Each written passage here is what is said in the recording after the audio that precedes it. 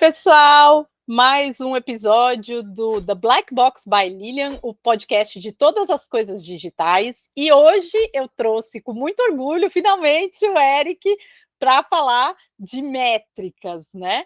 Então esse episódio vai ser todo focado em métricas. E eu já conheço o Eric já faz tempo, uns 4, 5 anos, hein, Eric? E aí, queria que você se apresentasse, o que você faz, qual que é seu background. Obrigado pelo convite, o orgulho é meu de participar do podcast, poder bater esse papo contigo. E, de fato, né, a gente se conhece há um bom tempo, já trocamos figurinhas há bastante tempo sobre marketing digital. Para quem, como a Aline comentou, sou Eric Casagrande, eu trabalho como líder de marketing no Brasil e em Portugal da SEMrush. E a SEMrush é a maior plataforma de marketing digital no que envolve a entrega de dados do mundo. Então, a gente tem uma base de dados imensa. Para falar, por exemplo, de palavra-chave, a gente tem o maior banco de palavras-chave do mundo para você fazer pesquisas, saber quais são as métricas dessas palavras-chave, por exemplo. Mas, então, a gente entrega muitos dados que vão ajudar qualquer um de nós, né, qualquer profissional de marketing, a trabalhar de uma forma mais esperta as suas estratégias de marketing digital. E as métricas têm tudo a ver com isso, porque você olha números, procura por métricas para tomar melhores decisões, né? E acho que vai ser super legal a gente bater papo sobre isso e discutir algumas métricas aí que a gente trabalha todo dia, na verdade, né, Lilian? Todo dia, é isso aí. A minha vida é isso aí mesmo. Eu ficar olhando planilha, ficar olhando dados o dia inteiro. E juntando planilha, né? Dado de Facebook, com dado de site, com dado de Instagram, com dado de LinkedIn, é uma beleza. Mas vamos começar falando de site, né? Porque eu acredito que, assim, quando um empreendedor, né, ele começa no mundo digital, ele começa por redes sociais, e depois ele cresce a consciência nele de ter um website, seja uma landing page única, né, na qual ele coloca as informações, ou um site mesmo, no qual ele pode navegar, até quem vende produtos, né, fazer um e-commerce, certo? Quais são as principais métricas, vamos dizer, estou começando agora, montando o meu site. Quais são as principais métricas que a pessoa deveria acompanhar do seu site? Olha, Lilian, antes mesmo de responder, eu vou só fazer um comentário que a gente tem que mudar um pouco esse conceito de achar que a rede social é necessariamente a primeira opção. O site, ter o seu próprio domínio é muito importante, porque ele é uma coisa mais sua. A gente sabe o quanto refém a gente acaba, às vezes, ficando da entregabilidade de anúncios ou de ações dentro das redes sociais. Já no site, por mais que às vezes demore mais tempo, você vai construindo algo mais sólido, mais perene. Então, o que você consegue ali tem mais o caráter de ser seu, você tem mais autonomia com aquelas informações. Então, eu acho que é muito importante para quem está começando e não tem um site ainda, crie o seu site, crie a sua landing page, começa a construir isso. Porque a médio e longo prazo, você começa a ter mais autoridade na internet, seu site é mais antigo, começa a ter mais conteúdo. E aí a gente começa a falar de métricas. Uma métrica super importante, na verdade, é a principal, é o tráfego que o seu site tem.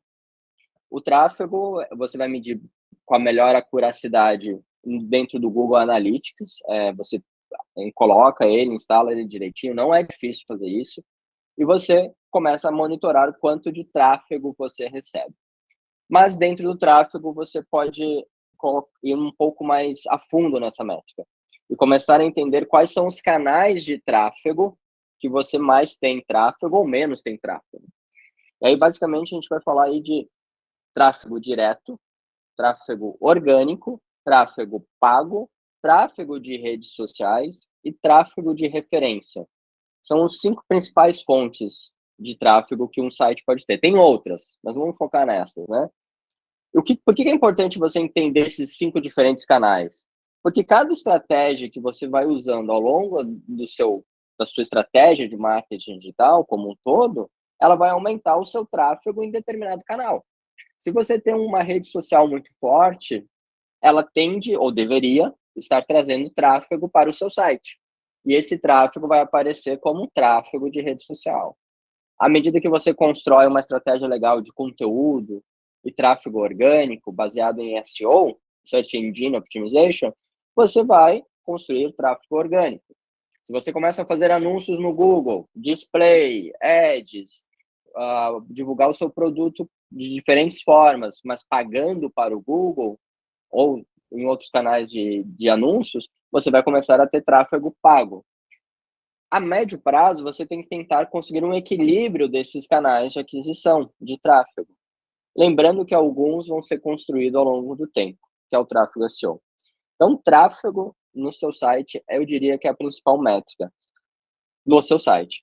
Além disso, eu sei que muita gente trabalha com landing pages, né, ou páginas, ou sites que são focados em conversão. No sentido, você traz o usuário para o seu site e quer logo que ele vire um lead, você consiga o e-mail dele.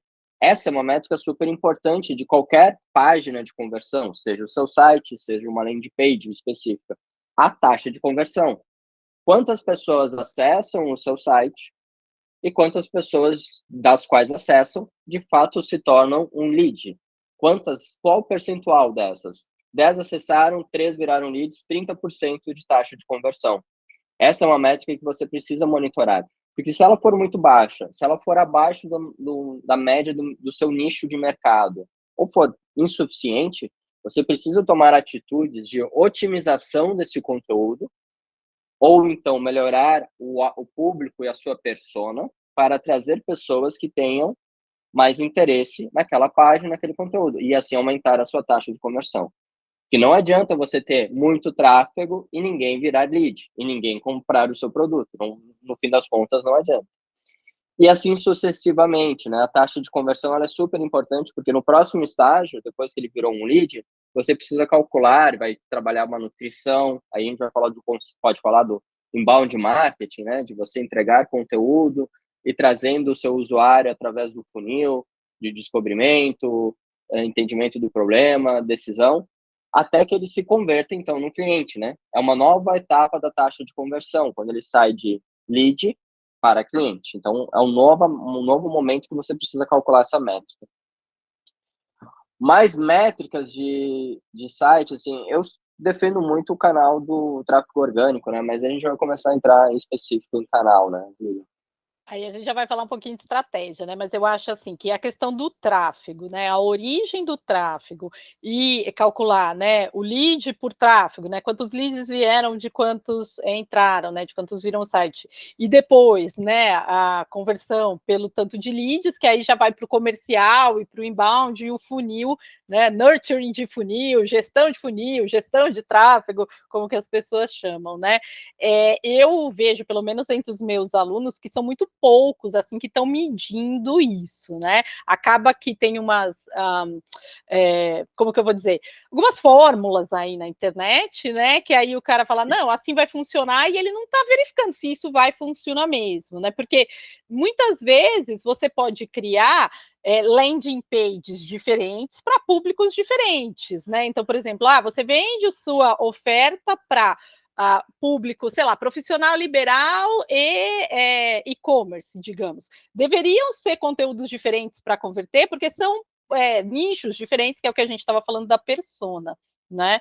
E como você falou do Google Analytics, né? Não é uma coisa assim, não precisa ser programador nem nada para instalar o negócio, né? É bem até simples de você analisar os dados ali.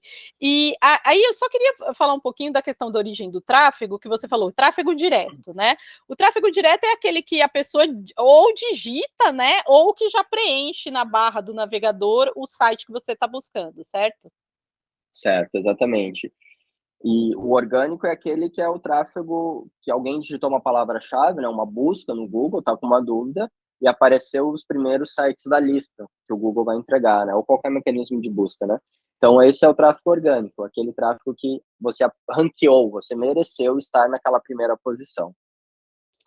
Aí o tráfego, aí você falou de tráfego pago, né, que é o pay-per-click nas redes de displays do Google e diversas, né? O tráfego de rede social, que é o que vem dos seus canais de rede social, e você fez uma Exatamente. defesa muito boa e aí as pessoas falam, né, rede social é casa alugada, site é casa própria, né? Então é como se eu falasse assim, o Exatamente. custo da pessoa, porque se ela já gravou o meu site, né, e ela digita ali, ou se tá ali, é muito melhor, porque eu já paguei uma vez pelo clique, né?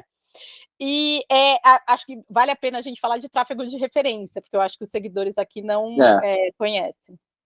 esse é bem interessante. O tráfego de referência, ele pode ser enorme, como pode ser muito pequeno, depende exatamente da sua estratégia de marketing. Por exemplo, se você trabalha com um produto e você trabalha com influenciadores, ou seja, você paga para influenciadores ou tem um bom relacionamento, e esses influenciadores divulgam o seu produto, falam do seu produto e mencionam isso em outros canais, em outros sites que não são redes sociais, toda vez que você conseguir um tráfego daquele site que fez uma review do seu produto no seu site, ele vai contar como um tráfego de referência.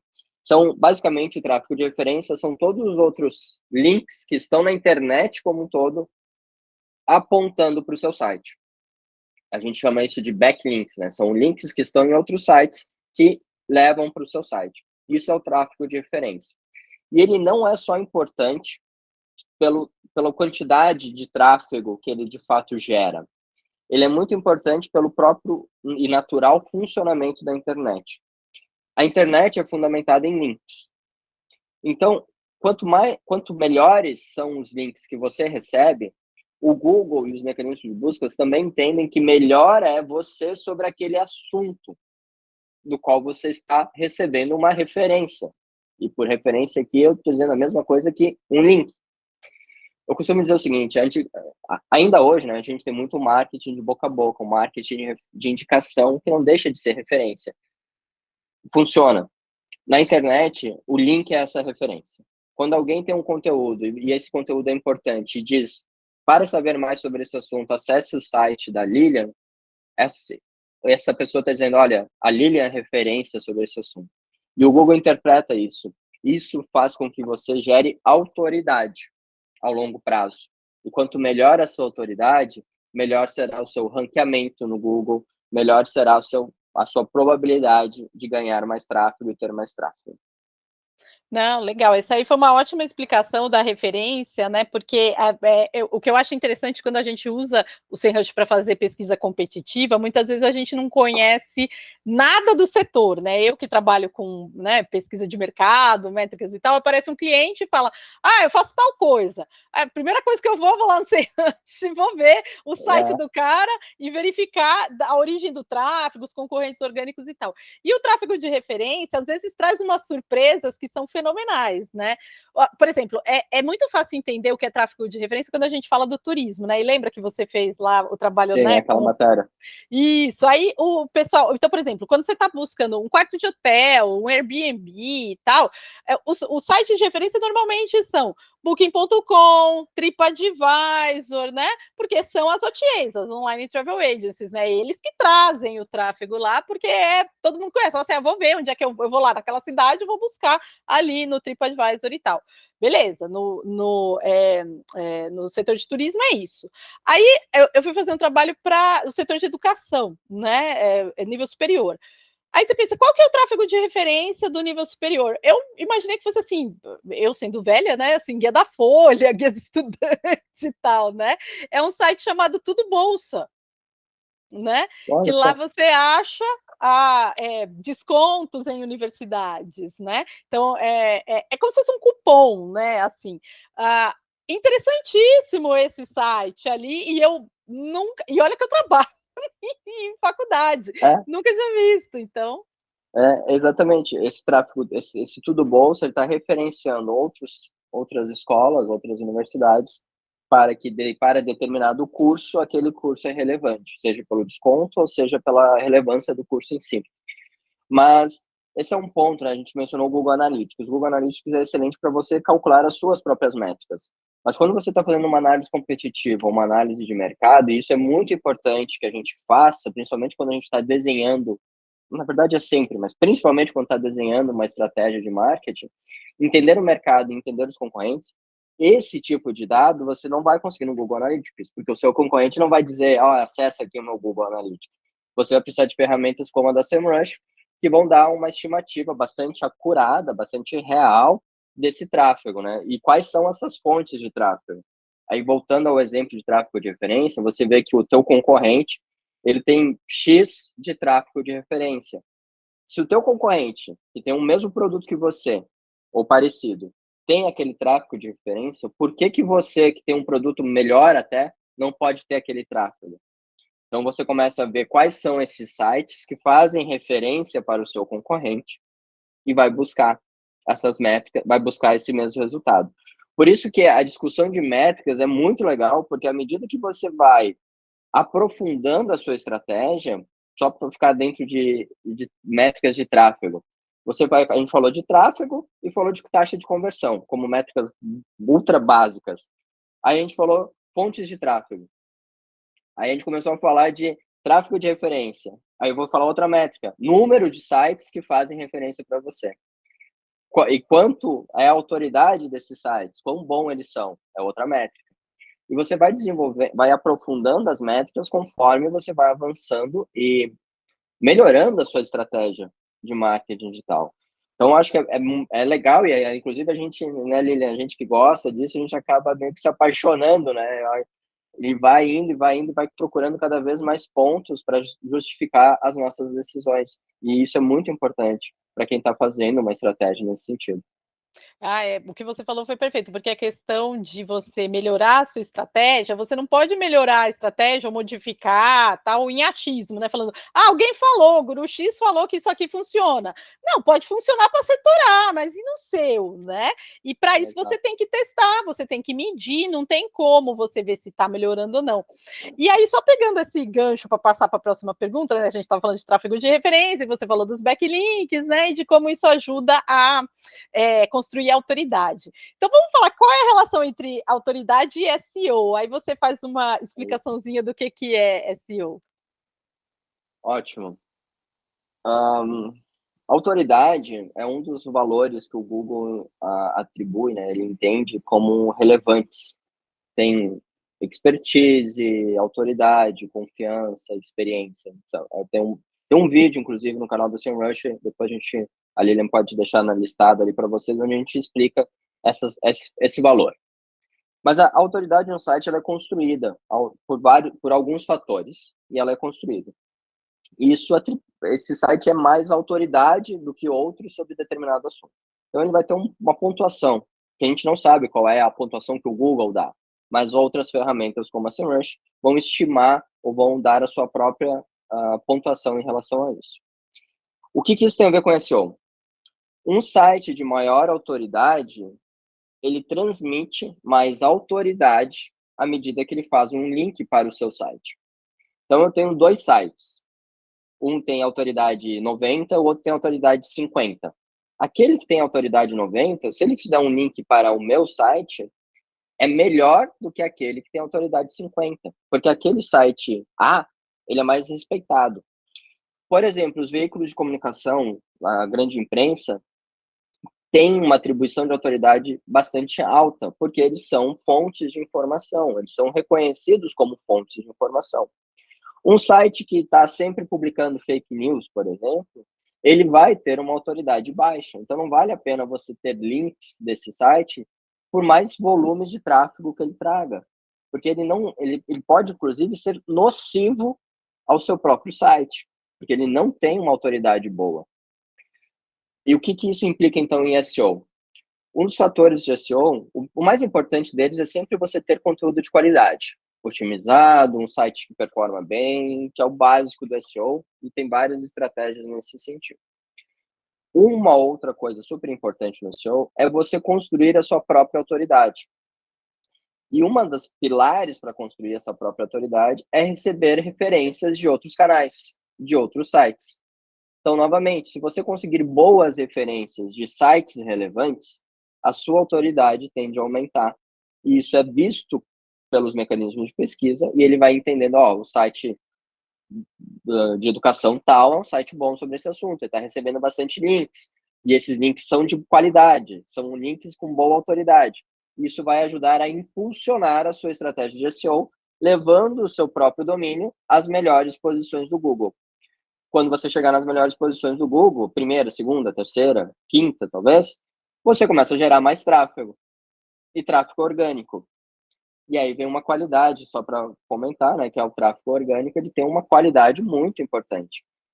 Quando alguém acessa o seu site, depois de fazer uma busca no Google, é porque você vai responder aquela dúvida.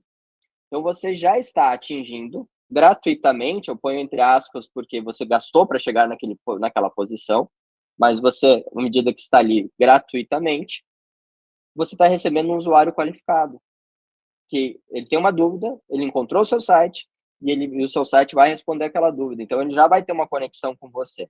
A chance de conversão desse usuário é muito maior. É isso aí.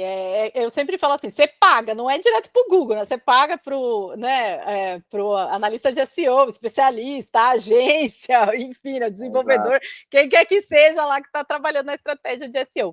E aí, puxando esse assunto, né, de SEO, eu queria falar um pouquinho de estratégia de conteúdo para SEO, porque a gente ouve muito estratégia de conteúdo, inbound marketing para redes sociais, mas a gente tem inbound marketing para SEO. Como que funciona isso?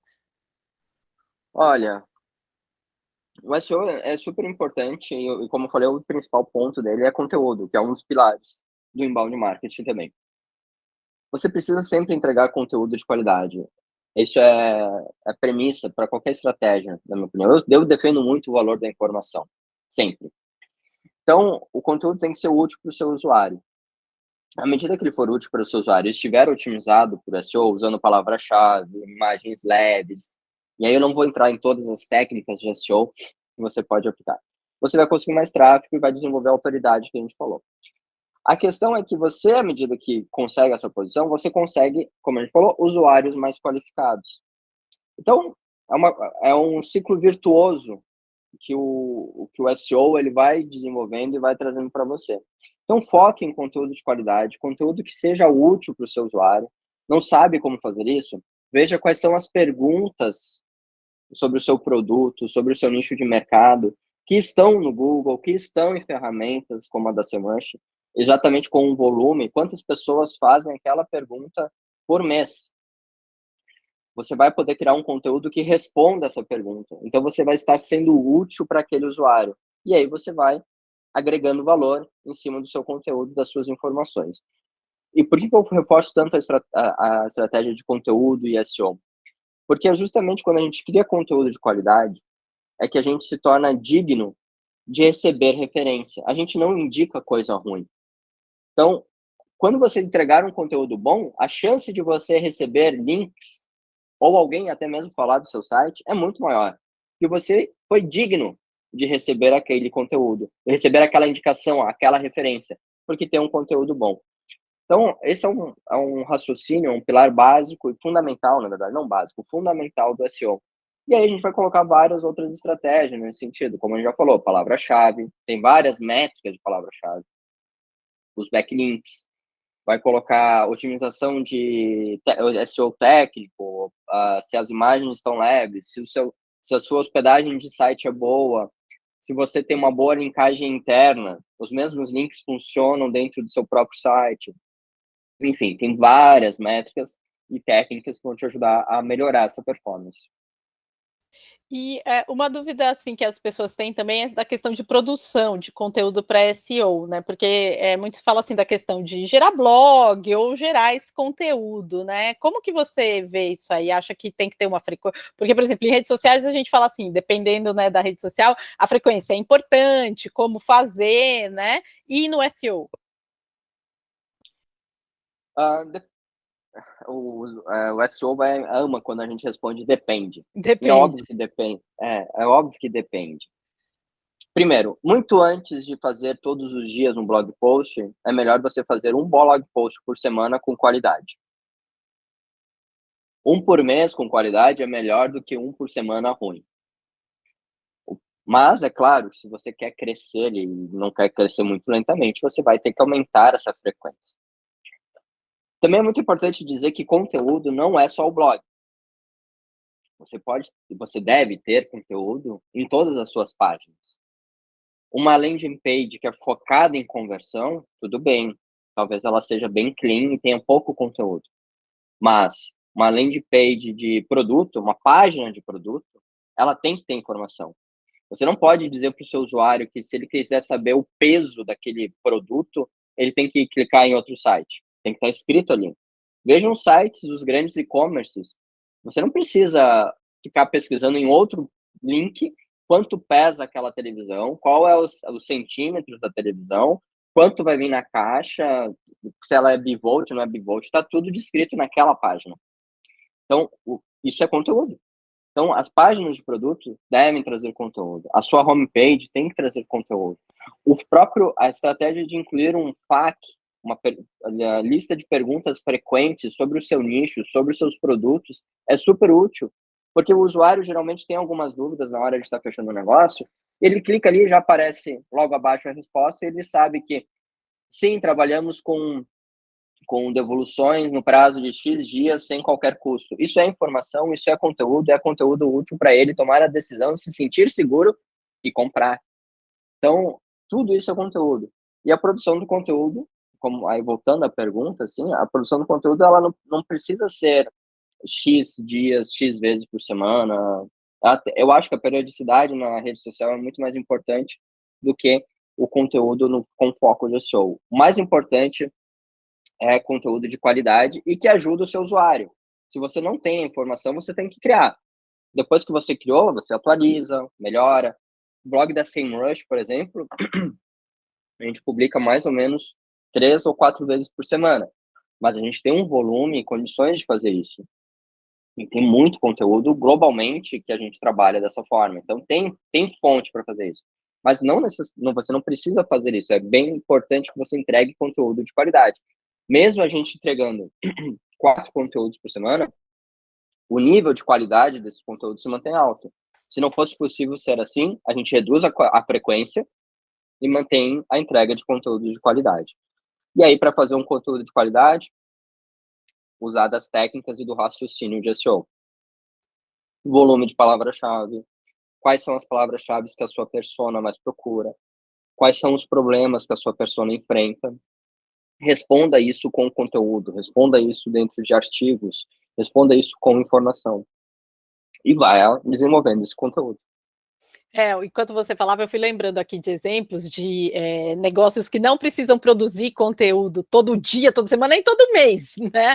Porque é meio estático, digamos assim. Eu fiz um trabalho com o pessoal de clínica médica, né? E aí, muitas vezes, você quer ser a referência que fala daquele assunto X ali, digamos, sei lá, né? Alzheimer, ok? Não é assim o caso clínico e tal, definição do que é, né? Não vai ficar mudando todo dia, todo mês, não é que nem marketing digital, que aí a coisa vai atualizando, né? O negócio Exatamente. fica. E aí o cara escreve um negócio ali, ele pode produzir pílulas, ele pode escrever um negoção e dividir, né, e tal, mas muitas vezes quando você vai buscar, olha, eu dou aula para essa área já faz 3 anos, sempre é o mesmo primeiro colocado no Google, porque é ele que responde over and over again as dúvidas de quem está buscando aquela palavra-chave. E aí o Google fala, nossa, deu match aqui com a palavra-chave, a pessoa passa mais tempo na página, ela achou o que ela quis e tal, então esse vai ser. E fora que tem outras pessoas utilizando também, então, sei lá, né, Deus lhe bate na madeira aqui, eu tô com alguém com caso de Alzheimer na família, aí eu faço um post no meu site, no meu Medium, com o blog, eu falo, achei informação nesse site, aí todo mundo linkando, entendeu? É isso aí. Exatamente, só que nada impede desse líder de mercado, no sentido de tráfego, né, que está ali sempre na primeira posição, perder essa posição. Uma vez que você chega ali, você precisa manter o seu site funcionando, manter o seu site otimizado, atualizar as informações conforme elas mudam e também conforme elas ficam antigas. Se não mudou, atualize para dizer que ela está atualizada desde o mês passado, mesmo que ela seja igual a um ano atrás. Mas que nesse ano você checou, não mudou, está ali atualizado.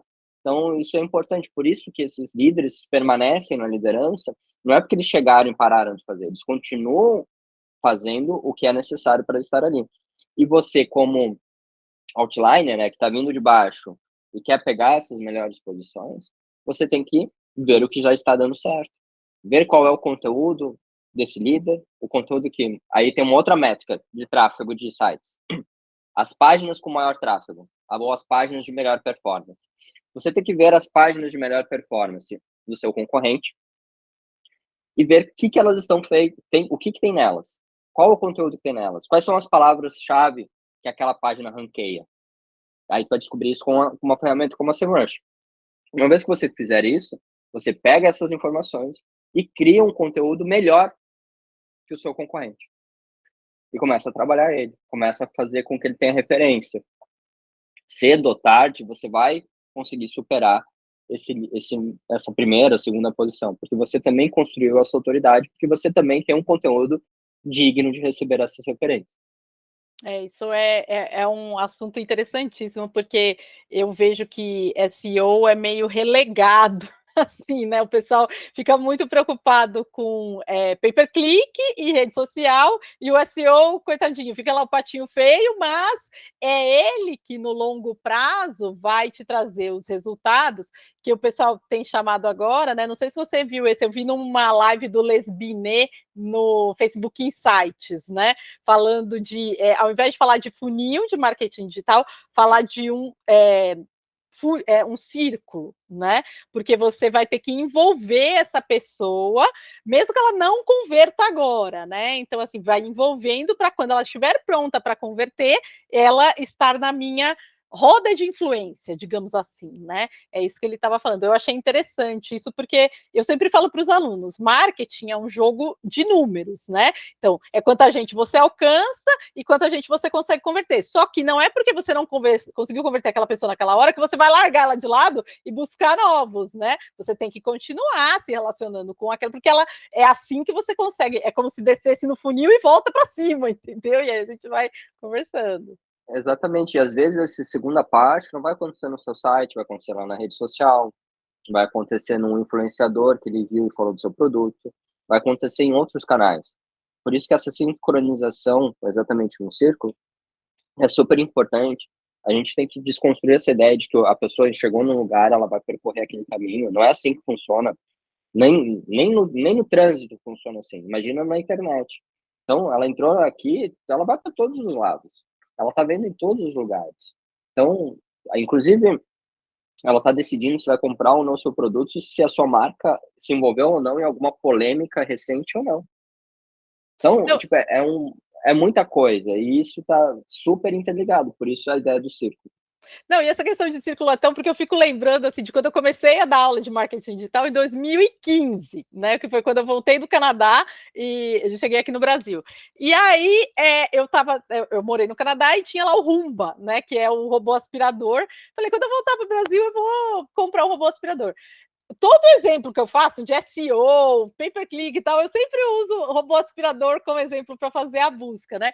Pô, faz 8 anos que eu tô pensando em comprar um robô aspirador e eu não comprei. Você tá entendendo? É assim, ó, eu devo ser uma cliente horrível para esse setor, mas eu ainda estou pensando, um dia com certeza eu compro, pode demorar, né, mas ali porque eu tô nessa roda aí, né, eu acho que e nesse meio tempo, veja, quem já ganhou o negócio, é vassoura elétrica, é mop, porque são opções mais baratas, substitutos que entraram, né? E lembrando desse negócio de mop, né? A gente vai para a rede social, porque eu acho que eu passei para você uma thread no Twitter que agora ele já virou influenciador, ele chamou Homem Diarista, né?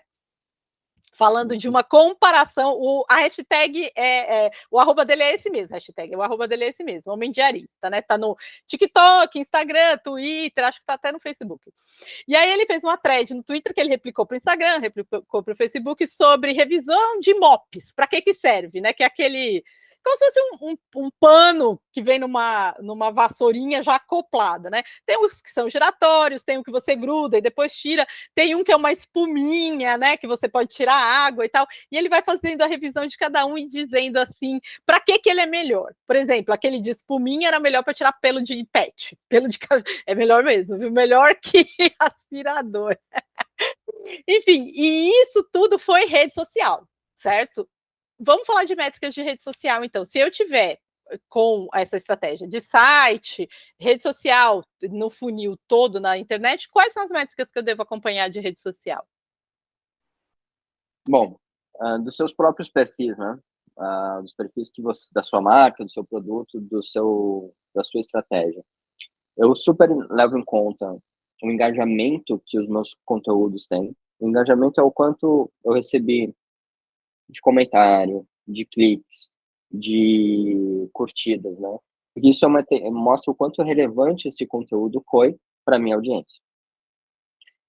depois a quantidade de audiência que eu tenho dentro desses meus canais. Outro ponto importante é justamente o tamanho da sua audiência. Por exemplo, quantos seguidores eu tenho na determinada rede social. Mas isso é bastante relativo, porque é mais importante você ter usuários que engajam, seguidores que engajam, do que número total de seguidores. Então, acho que esses são métodos importantes. Por fim, o alcance, que a gente chama de reach, né? Muitas redes sociais já entregam isso de uma forma clara. Isso é interessante porque quer dizer o quanto aquele conteúdo atingiu de impressões, né? Quanta gente viu aquela imagem. Quer queira, quer não, isso acaba sendo um impacto ainda que subjetivo de quanto o seu produto, a sua marca, apareceu para pessoas. Mas o mais importante, na minha opinião, é você saber o quanto, como eu leio, que eu trabalho muito na ótica do site, né? O quanto de tráfego essa rede social alavancou para o meu site. Porque é no meu site que eu vou conseguir trabalhar o meu usuário para a conversão de uma forma mais segura, mais qualificada. Eu sei que muitos negócios operam diretamente na rede social. Fazem a venda por direct, fazem a venda de outras formas. Tudo bem. Então, você tem que saber quanto por cento desse tráfego se tornou uma ação de mensagem, se tornou uma conversa. Então, que você tem que calcular isso, porque senão você gera conteúdo, ele engaja, e aí, pessoal? Em dinheiro, em tráfego, em leads, em gente que falou comigo no DM. Quanto? E uma coisa que depois a gente pode falar é essa questão de traqueamento, né, que a gente estava falando de UTM aqui no bastidor, né, porque assim, muitas vezes, né, a gente viu o engajamento ali, viu o total, né, de tráfego no site, mas a gente não sabe exatamente, né, o cara converteu na DM, mas vai saber se ele entrou no site para tirar dúvida, né, no FAQ, né, nas perguntas frequentes, né, porque pode ser que ele já tenha tirado lá para, sei lá, tirar uma dúvida, elevar o nível de consciência dele, perguntar, para não perguntar na DM, né? Ir lá, né? Como é que funciona a devolução? Quantas vezes eu consigo fazer e tal? Ele já foi no site ver e fala: tá bom, me passa o link de pagamento aqui, né? É normal isso também, né? Exatamente, exatamente. O usuário, ele não vai esclarecer tudo com você na conversa que você está tendo, até porque se você tem um volume grande ou você tem muita gente trabalhando, você vai demorar para responder. Demorar 5 minutos. Em 5 minutos ele já foi no seu site e já encontrou a resposta. E se ele não encontrou a resposta, Você ponto tem que negativo melhorar para o você. site. É isso aí. Esse negócio de não responder, isso aí é interessante, porque eu fico vendo essas métricas assim de quando a pessoa dá bounce rate ou quando ela troca, sabe? Eu não sei que palestra que eu estava vendo no e-commerce Brasil do ano passado, e aí a pessoa estava falando: olha, se seu app demora X milissegundos para carregar, a pessoa já saiu e foi fazer outra coisa, né? E não dava tempo de piscar um Exatamente. olho naqueles milissegundos que a pessoa falou na palestra. Essa é outra métrica de sites que, conforme você trabalha, né, você vai olhando, por exemplo, como o seu site é veloz. Mas o mesmo vale para as suas redes sociais, o quanto você é veloz em entregar uma informação.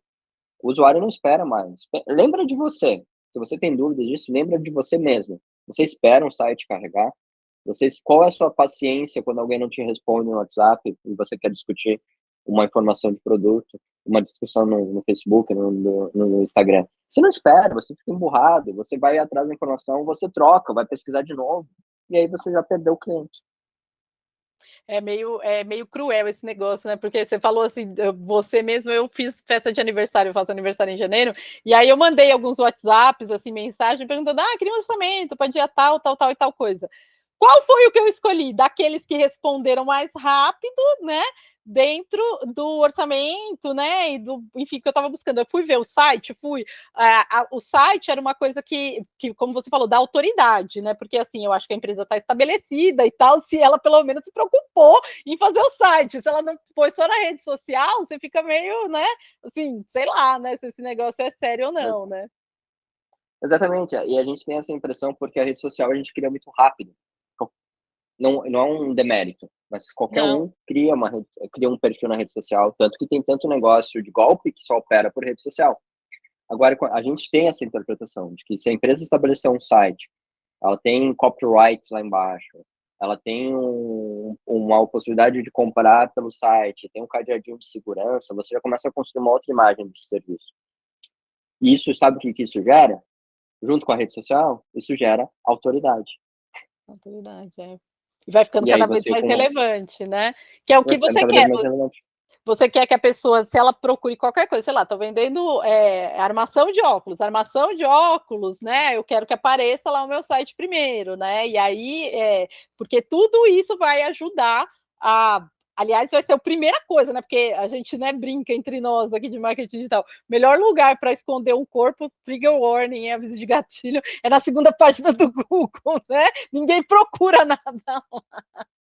Exatamente. E às vezes eu já tive experiência de estar falando com quem, aí a pessoa deu uma resposta, né? O usuário ficou chateado porque não encontrou aquela resposta. E aí a cliente disse assim: "Não, mas eu respondi, eu fiz um post no Instagram também que respondia essa dúvida". Quando que foi esse post? Ah, foi a semana passada. O usuário ele não vai olhar no feed, ele não, nem sempre vai olhar no feed procurando, aqui está a resposta. Tem que ser fácil para ele. Se ele fez a pergunta, ou você respondeu onde ele fez a pergunta, ou você está respondendo aonde ele vai buscar essa pergunta. Ele não necessariamente vai procurar no seu feed algo que ele tá perguntando, porque ele tem um monte de posts ali, ele não vai achar super rápido, super fácil. E se ele não achar no primeiro scroll, ele não vai mais ver. Então, você precisa ter essas respostas, esses conteúdos guardados, vamos dizer assim, num lugar acessível e que ele saiba encontrar. Senão, ele vai achar que você não tem a resposta para isso. Ou então você está pronto para respondê-lo imediatamente numa conversa. E muitas vezes, essa pergunta que o usuário está fazendo, você já respondeu num outro post, por exemplo, no Instagram, mais abaixo no feed. Aí você fica com aquela sensação, eu queria, mas ele me perguntou, eu já tinha respondido no feed. Mas o seu usuário, ele não vai procurar no feed. Ele não vai dar scroll no feed. E se ele fizer isso, ele vai dar 2 ou 3 vezes. Se ele está com aquela dúvida, ele vai procurar essa dúvida no direct, aí você precisa estar preparado para responder de uma forma ágil, ou ele vai procurar isso no Google, ele vai procurar isso no seu site, que é o comportamento normal de você responder essas coisas.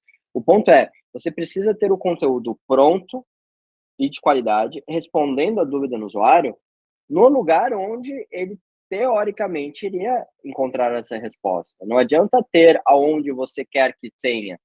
Tem que estar no lugar em que na ótica do seu usuário, da sua persona, faça sentido.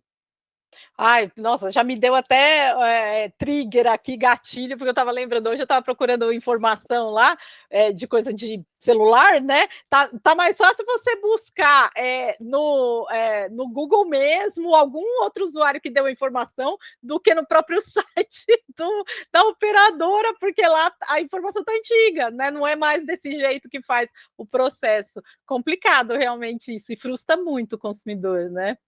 Complicado, sim, e a gente fica nessa dependência, às vezes, de ficar procurando e ter que acabar nós mesmos, como usuários, as informações de que, na boa, a gente é o mínimo que a gente espera de quem a gente quer comprar algo, né? No mínimo, assim, eu quero comprar, vocês não querem vender, às vezes a gente fala isso, né? É assim mesmo. Me Eric, ajuda? me ajuda a te ajudar, né? Eric, queria agradecer muito você ter participado hoje. Vai ser um ótimo episódio, tenho certeza que o pessoal vai adorar. E fica o convite aqui para você voltar sempre, viu? Prazer imenso, Lilian. Com certeza, a gente fala sobre métricas específicas de SEO, vai mais em detalhes sobre alguma desses canais que a gente comentou. É sempre um prazer bater papo com você e entregar algumas ideias, né, para quem está acompanhando a gente, quem sabe se inspira. E fica o convite, pessoal. A Lilian vai deixar alguns links. Eu publico várias coisas sobre o que a gente falou no LinkedIn, tem o canal do YouTube da Semrush também. Enfim, não faltam fontes. E eu espero que a gente esteja respondendo bem as perguntas que vocês veio a fazer. Com certeza. O blog da Semrush a gente usa muito como material de aula, porque tem muita coisa boa lá mesmo. E foi o que deu origem a esse podcast, foi a tabela periódica aí de métricas da Semrush. Muito bom mesmo. Eric, obrigada. Pessoal, até a próxima. E no próximo episódio a gente vai estar falando da NRF, beleza? Até mais. Tchau, tchau.